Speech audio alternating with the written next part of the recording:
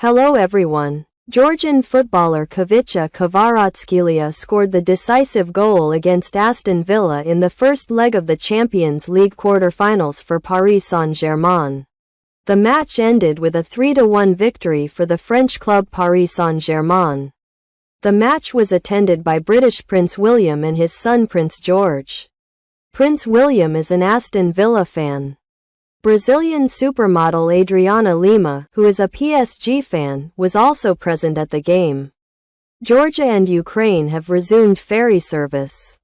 2 ferry crossings have already been completed from the port of Chernomorsk to the Georgian port of Batumi. The third is planned for soon. Work to restore the Baku-Tbilisi railway connection is ongoing, but the exact resumption date is not yet known. Let me remind you that direct rail service between Georgia and Azerbaijan has been interrupted for more than 5 years, since the beginning of the pandemic.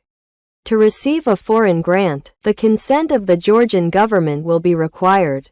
Receiving a grant without consent will be prohibited. These changes are being made to the law on grants.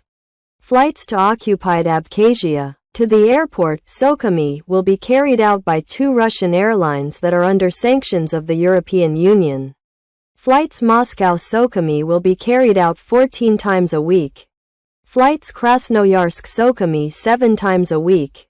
In New York, 6 people died in a helicopter crash in the Hudson River. A terrible air disaster, the victims of which were the CEO of Siemens Agustin Escobar, his wife Merce Camprubi Montal, and 3 children aged 4, 5 and 11. They were probably planning to take an air tour over New York. The 6th victim of the crash is the helicopter pilot. May they rest in peace. Good luck to all of you.